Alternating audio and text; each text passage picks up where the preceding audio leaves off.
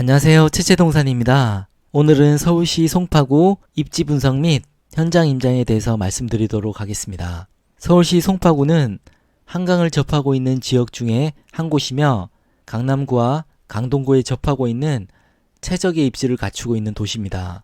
송파구는 1988년 강동구에서 분리 신설된 이후 급속도로 발전하는 지역입니다. 송파구의 주요 인프라는 롯데월드타워, 롯데월드몰, 롯데월드, 석촌호수, 올림픽공원, 잠실한강공원, 서울올림픽 주경기장, 잠실야구장, 서울아산병원 등 주요 시설이 모여 있습니다. 송파구는 동쪽과 북쪽으로는 같은 육각군을 공유하고 있는 강동구와 동쪽으로는 경기도 하남시와 접해 있으며 탄천을 경계로 서쪽으로는 강남구와 인접해 있고 남쪽으로는 성남시와 인접해 있는 곳입니다. 송파구의 교통에 대해서 첫 번째로 살펴보겠습니다. 송파구는 올림픽에 대비한 계획도시답게 주요 도로들의 폭이 매우 넓은 것이 특징입니다. 이로 인해 도로교통이 매우 편리한 측면이 있고 올림픽로와 양재대로, 송파대로, 위례성대로, 강동대로, 동락로 등 서울에서 손에 꼽힐 정도의 넓은 도로들이 간선축 역할을 수행하고 있으면서 지선 도로들도 격자형으로 잘 갖추어진 곳입니다. 송파구는 기존 지하철 2호선을 더해서 5호선, 8호선의 개통으로 인해 교통이 매우 편리해졌습니다. 특히 5호선의 마천지선은 올림픽공원 동남쪽과 오금, 거여, 마천동의 수요를 충족시키고 있으며 8호선은 성남시와 송파대로 연선해 많은 인구의 수요에 큰 영향을 미치고 있습니다. 또한 3호선과 9호선이 추가로 개통되면서 강남으로의 접근선도 크게 개선이 되었으며 올림픽공원 주변을 따라서 5호선, 8호선, 9호선 총 3개의 노선이 몰려있다는 것이 특징입니다. 또한 편리한 버스 노선과 수서역이 들어서면서 송파 남부에서 수서역을 잇는 노선도 꽤 많은 편입니다. 버스 노선은 지하철과의 환승을 고려되어 있고 실제 버스 이용도 지하철 환승이 주 목적입니다. 그리고 송파에서 연결되는 버스 및 지하철 접근성이 너무 뛰어나 수서역에 SRT가 들어서면서 교통이 더 편리하게 개선이 되었습니다. 두 번째로 송파구 학군에 대해서 말씀드리도록 하겠습니다. 송파구의 중학교 학업성 지도를 살펴보겠습니다. 방해동의 오륜중이 학업성 지도가 97.2%, 특목고 진학률이 7.4%로 송파구 1위이며 신천동 잠실중이 학업성 지도가 94.7%, 특목고 진학률이 5.1%로 2위입니다.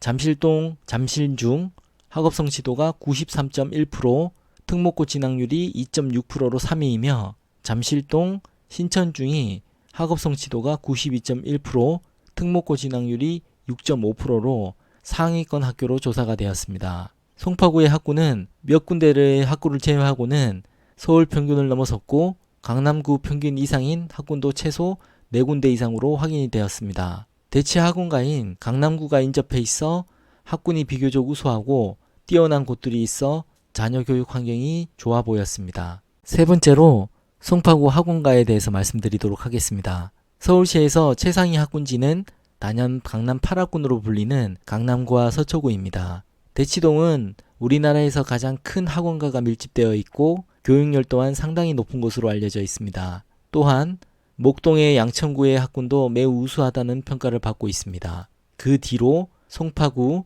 광진구, 노원구, 강서구, 마포구의 중학교 학업성 지도가 높다는 것을 확인할 수가 있는데요. 학업성 지도 평가 점수가 높다는 것은 전반적으로 면학 분위기가 좋다고 판단할 수 있습니다. 송파구의 4대 중인 신천중, 잠실중, 잠신중, 오륜중을 말하고 있는데요.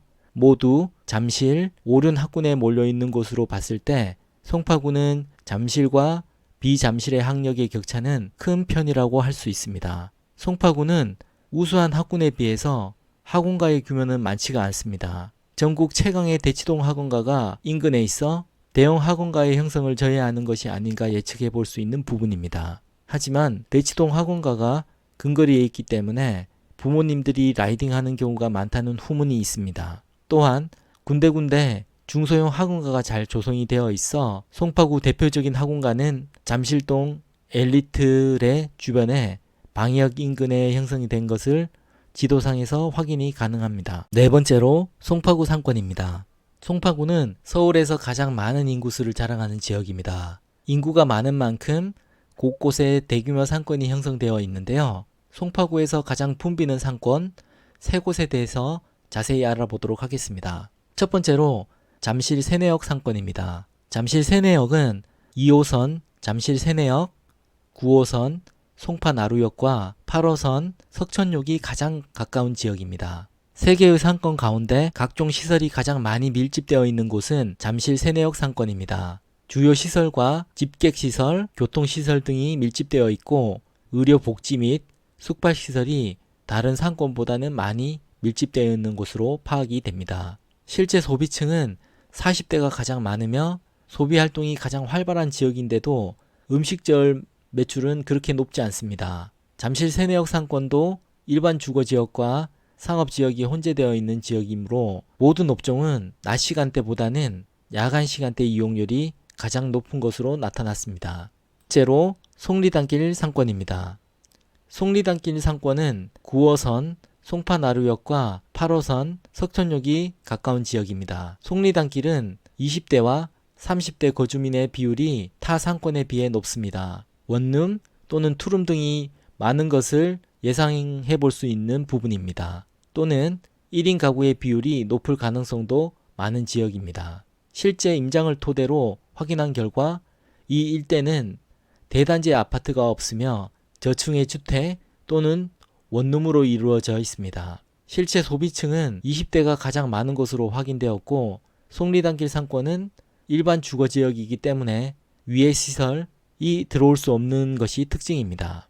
세 번째로는 가락시장역 상권입니다. 가락시장역 상권 인근에는 3호선 가락시장역과 경찰병원역이 있습니다. 직장 인구의 경우 가락시장역 상권이 가장 많은 것으로 보입니다. 오피스텔 및 공공기관 등이 여러 군데 위치해 있기 때문입니다. 가락시장의 실제 소비층은 30대가 가장 많은 것이 특징이고 가락시장역 상권은 일반 주거지역과 상업지역이 혼재되어 있는 지역이기 때문에 노래방 및 유흥업소들이 많습니다. 일반 상업지역에는 유흥업종 입점이 가능해지기 때문입니다.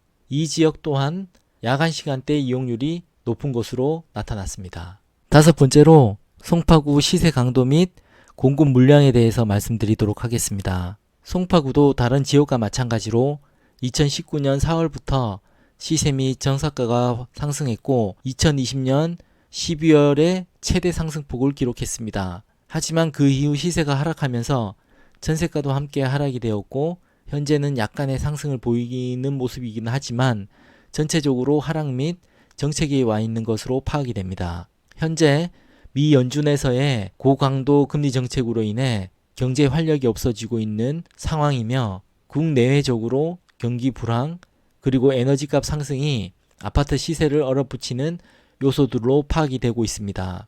향후 시세가가 어떤 움직임을 보일지 꾸준히 더 지켜봐야 될 것 같습니다. 송파구는 마천동, 풍납동, 잠실동, 방이동, 문정동, 거여동, 송파동, 신천동, 오금동, 가락동, 장지동 순으로 시장 강도를 나타내고 있습니다. 마포구의 수요는 꾸준하지만 2023년 이후 지속적으로 감소하는 것을 볼 수 있습니다. 이 수치로 봐서는 공급 물량의 부족으로 향후 시세는 다시 상승할 여력이 충분하다고 보여집니다. 여섯 번째로 송파구 인구에 대해서 말씀드리도록 하겠습니다. 송파구는 인구수와 세대수가 지속적으로 상승하는 것을 볼 수가 있습니다. 잠실동과 가락동은 인구수와 세대수가 가장 많이 증가하는 곳 중 하나입니다. 인구수 변화 및 세대수 변화를 보면 인구수는 감소 추세에 있지만 세대수는 오히려 더 증가하는 모습을 볼 수가 있습니다. 1인 가구의 증가와 연관이 있는 것으로 보이며 향후 주택 공급의 부족으로 시세 상승은 더 크게 작용되지 않을까 예상합니다. 송파구는 연령별 인구를 보면 20에서 50대 인구가 가장 많이 증가되는 것을 확인할 수 있으며 자녀를 둔 학부모님이 더 선호할 수밖에 없기 때문에 이 입지는 당분간 계속 반영이 될 것으로 생각되어집니다. 일곱 번째로 송파구 자연환경에 대해서 말씀드리도록 하겠습니다. 송파구는 천마산이 동쪽에서 경기도 하남시와 경계를 이루며 북쪽 경계를 따라 한강 본류가 서해를 향하여 흐르고 경기도 용인시에서 발원하는 탄천이 송파구 서쪽에서 강남구와 경계를 이루며 흐르다가 양재천과 합쳐져 한강으로 흘러듭니다. 잠실과 신천 일대는 본래 한강 상류로부터 토사가 퇴적되어 형성된 하중도였으나 잠실 개발에 따른 물막이 공사로 육지화가 되었고 한강의 옛 하도를 매립하여 석천호수로 조성이 되었습니다. 송파구의 자연 환경에는 누에머리 공원, 올림픽공원, 올림픽 조각공원, 신천 어린이 교통공원, 아시아공원, 서울놀이 마당, 오금공원이 있습니다. 여덟 번째로 송파구 개발 호재에 대해서 말씀드리겠습니다. 첫 번째로 삼성역 복합환승센터입니다. 직접적인 호재보다는 간접 영향권에 속하지만 삼성역 복합환승센터는 잠실에 좋은 영향이 될 수 있습니다. 위례선 신사선은 위례중앙역에서 신사역 경정철이 2023년 9월에 착공해서 2028년 개통을 목표로 하고 있습니다. 위례 3동선은 위례 신도시에서 성남 하이테크밸리를 경유하고 광주 삼동역까지 이어지는 노선입니다. 2021년 제4차 국가철도망 구축계획에 포함되어 있습니다. 수서역에서 모란역, 삼동역, 광주역으로 이어지는 노선으로 2019년 예비 타당성 통과를 하였고 2027년 개통을 목표로 하고 있습니다. 두 번째로 송파구 개발 호재입니다. 국제교류 복합지구로의 개발입니다. 코엑스에서 잠실 종합운동장 지역은 마이스 산업 중심 개발을 예고하고 있습니다. 또한 현대차 글로벌 비즈니스 센터 및 영동대로 복합환승센터 착공으로 본격적인 개발이 기대되는 곳입니다. 2021년 6월 착공해서 2028년 목표로 하는 복합환승센터는 시민 편의 공간 및 도심공항 터미널, 버스 환승센터로 구성이 되고 있습니다. 세 번째로는 가락시장 현대화 사업입니다. 송파구의 가락시장 총 부지는 55만 제곱미터 이상이고 5천 개의 유통업체 및 하루 이용객 13만 명이 넘는 대규모 시장으로 수도권 먹거리의 50%를 유통하는 시장입니다. 가락시장 현대화 계획은 1에서 4공구를 순차적으로 재건축하는 것으로 계획하고 있으며 물류 시스템 개발, IT화, 녹지공원 조성으로 시스템뿐만 아니라 이용객들에게 더욱더 좋은 경험을 주고자 하는 것을 목표로 하고 있습니다. 가락시장이 현대화되면 송파구는 더욱 살기 좋은 지역으로 거듭날 것으로 보여집니다. 네 번째로는 재건축 개발입니다. 송파구는 재건축 개발의 호재가 기대되는 곳들이 있습니다. 첫 번째로 잠실동에서 신천동 부근의 재건축 아파트, 두 번째로는 방이동 일대의 재건축 아파트, 세 번째로는 거여에서 마천 뉴타운 재개발 등을 꼽을 수 있습니다. 이러한 재건축 및 재개발이 완료가 되면 주변 환경 및 생활 인프라가 더욱 크게 개선이 되므로 송파구의 위상은 더 증가될 것으로 보여집니다. 아홉 번째로 송파구 최고가 아파트입니다. 전체 평형에서 1위가 트리지움, 2위가 갤러리아 팰리스, 3위가 아시아 선수촌, 4위가 잠실 엘스입니다. 9평 84제곱미터에서 최고가 순위는 1위가 잠실 주공 5단지, 2위가 리센츠, 3위가 잠실 엘스, 4위가 트리지움입니다. 다음으로는 송파구 전체 평형 시세 리딩 아파트입니다. 그 첫 번째 아파트는 트리지움입니다. 트리지움은 잠실 주공 3단지가 재건축된 아파트입니다. 트리지움은 잠실 세내역 기준으로 리센치가 맞은편, 아래쪽은 레이크 팰리스와 도로를 끼고 마주보고 있습니다. 석촌호수와 롯데월드를 도보로 이용 가능한 위치에 있으며 트리지움은 건폐율이 14%로 좋은 조건으로 갖추고 있습니다. 그리고 단지 앞으로는 신천 먹자골목과 심전동 맛집, 새마을 전통시장이 바로 앞에 위치해 있어서 이용하기에 너무 좋다는 것이 큰 장점입니다. 단지 내 조경은 대단지 프리미엄 아파트처럼 조경 및 시설이 잘 정돈되어 있는 모습이 보였고 특히 조경과 인공못은 아파트의 풍경과 잘 어울리게 배치되어 있었습니다. 단지 인근에는 버들초와 영동일고를 품은 단지이며 중학교를 품지 않는 것이 약간 아쉬워 보였습니다. 두 번째로는 갤러리아 팰리스입니다. 주상 복합으로 되어 있고요. 갤러리아 팰리스는 용적률이 800%로 46층 높이로 구성되어 있습니다. 롯데월드 상권과 잠실역, 잠실 세내역 중간에 위치하여 두 역을 가깝게 이용할 수 있는 것이 장점입니다. 주상 복합이라 아래의 상가를 이용하는 편리성이 있고 고급 오피스텔의 느낌으로 단지 내 관리도 깔끔하게 잘 되어 있었습니다. 세 번째로는 아시아 선수촌입니다. 아시아 선수촌은 1986년 사용 승인이 되었으며 1356세대로 용적률은 152%, 대지 지분은 약 33.5평으로 매우 높은 수준입니다. 낮은 용적률과 함께 기본 구성 평형이 최소 38평형 붙어 있는 대형 단지이기 때문에 실제 임장을 하면서도 단지 내 환경이 쾌적하고 동강 간격이 매우 좋아서 더 좋은 느낌을 받았는지도 모르겠습니다. 단지는 메인 상가를 중심으로 동그란 형태로 단지들이 위치하고 있었으며 단지 내 관리가 정말 잘 되어 있어서 정말 깨끗했습니다. 그리고 외관은 약간 허름해 보였지만 1986년도 지어진 건물이라고는 생각하지 못할 정도로 관리가 잘 된 것으로 확인을 했습니다. 아직까지 재건축에 대한 움직임은 없지만 대지 지분이 높은 만큼 그 시세 또한 많이 반영된 것으로 보여집니다. 앞으로의 가치가 어떻게 될지 지속적으로 체크를 해야 되는 단지임은 분명한 것 같습니다. 네 번째로는 잠실 S입니다. 잠실 S는 잠실주공 1단지를 재건축된 아파트입니다. 잠실 일대는 뽕나무가 가득했는데 1970년대 한강 일대 개발을 통해 대단지 아파트로 변모가 되었습니다. 특히 잠실 S는 잠실주공 재건축 단지 중에서도 5,678가구 72개 동 규모는 웬만한 대단지 대규모 단지를 상회합니다. 소형부터 대형 평형까지 골고루 구성이 되어 있고 지하철 2호선 잠실 세내역 5번에서 6번 출구와 단지가 바로 붙어 있기 때문에 지하철 이용에 편리합니다. 단지 내부에는 잠일초와 신천중, 잠일고를 품고 있으며 단지 상가 주위에 잠실 지구대, 잠실 이동우체국, 송파 어린이 도서관 및 대형마트가 들어서 있어서 생활 인프라도 뛰어납니다. 단지 앞으로는 잠실 한강공원과 연결되어 있고 서편으로는 잠실 종합운동장이 있어서 산책과 운동을 하기에 쾌적한 조건이 아닐 수 없습니다. 단지 내부는 관리가 잘 되어 있고 편의시설이 가깝게 위치해 있어서 초, 중, 고 다 있는 초중고 품아이며 자녀를 두고 있는 학부모라면 선호할 수밖에 없는 아파트가 아닐까 생각합니다. 다음으로는 84제곱미터 시세 리딩 아파트입니다. 그 첫 번째로는 잠실주공 5단지입니다.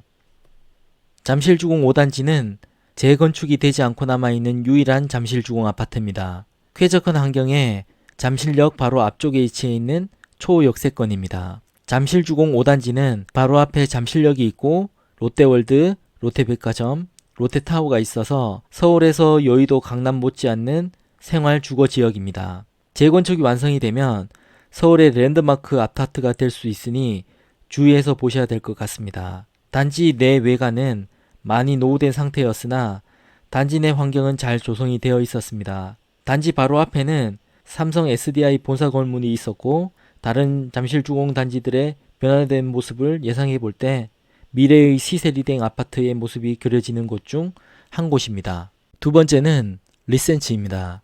잠실 리센츠는 잠실주공 2단지를 재건축한 아파트입니다. 참고로 잠실주공 1에서 4단지의 재건축 시기를 보면 레이크 팰리스가 잠실주공 4단지며 가장 앞서 있고 트리지움이 잠실주공 3단지로 두 번째이며 리센츠가 잠실주공 2단지, 엘스가 잠실주공 1단지의 순서로 재건축이 되었습니다. 리센츠의 아파트명을 보면 리버, 센트럴, 제니스의 앞자를 따서 만든 이름이라고 합니다. 리센츠는 잠실 세내역 7번, 8번 출구로 나오자마자 아파트가 바로 보이는 초역세권 아파트입니다. 외곽에 있는 동이라도 역까지 거리는 도보 10분 이내에 도착할 것으로 보여집니다. 주강에는 근린공원이 있고 잠실초, 잠신중, 잠신고등학교가 인근에 있습니다. 그래서 학부모들이 선호하는 단지라는 말도 있으며 인근에는 학원들이 모여 있어 이용하기가 편리하다는 장점도 있습니다. 세 번째로 레이크 팰리스입니다.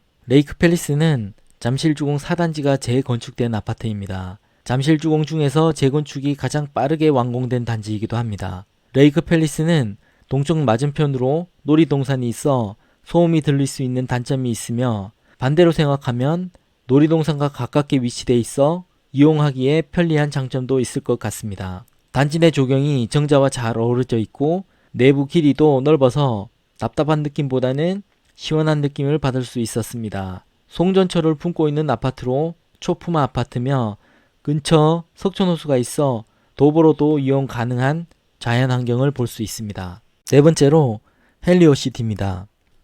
헬리오시티는 2018년 12월 사용 승인이 된 아파트로 무려 9,510세대에 현존하는 우리나라 최대 세대수의 대단지입니다. 그러나 둔촌주공이 새롭게 지어지고 입주를 하게 되면 1위 자리를 넘겨줘야 합니다. 헬리오시티는 8호선 송파역 바로 앞에 있는 단지로 초역세권 아파트입니다. 헬리오시티를 지나는 위례 신사선이 들어온다면 강남 접근성이 뛰어나 입지적으로 더 좋은 위치에 있습니다. 이 단지는 보안이 철저하고 안전하고 쾌적하다는 장점이 있으며 인근에는 가락초, 해누리초, 해누리중이 있어 차 없는 거리로 도보 통학이 가능합니다. 헬리오시티 안에는 우리나라 최대 단지의 규모에 맞게 구립 어린이집이 7개가 있습니다. 단지 내에는 차량 통행이 되지 않고 안전한 환경이며 놀이터도 잘 조성이 되어 어린 자녀들이 좋아할 환경이었습니다. 단지 바깥에는 가락초와 해누리치 사이에 송파책 박물관이 위치해 있어 볼거리가 많고 산책로 및 놀이터가 곳곳에 위치해 있어서 쾌적한 환경을 누릴 수 있을 것 같았습니다. 단지 내 상가도 크게 있어서 병원 및 교육 등 웬만한 시설들이 다 들어와 있어 생활의 편리성이 느껴지는 곳이기도 했습니다. 송파구는 서울 내에서도 아파트 평당 단가가 높은 곳으로 5위에 속하는 지역입니다. 그러므로 지속적으로 관찰하고 투자할 가치가 충분히 있을 것으로 보여집니다. 이상으로 서울특별시 송파구 입지 분석 및 시세 리딩 아파트에 대한 현장 임장을 마치도록 하겠습니다. 그럼 다음 임장 지역에서 다시 인사드릴게요. 감사합니다.